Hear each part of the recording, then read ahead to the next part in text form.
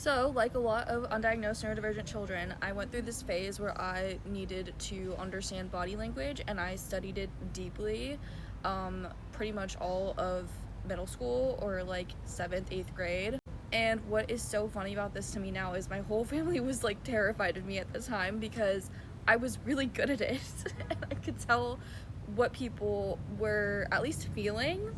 But now I still remember a good amount of it, and it's really funny when people talk about like micro expression, because when they were talking about it in the books that I was reading, they would like take pictures to show the different emotions of micro expressions, but they didn't actually have like video or anything to actually display a perfect example of what this looked like.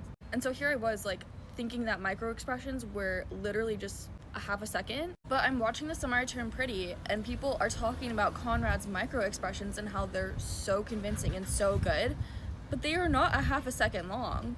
They are literally like very blatant, just subtle apparently to a lot of maybe neurotypicals. And I really was thinking that micro expressions happened in a like millisecond.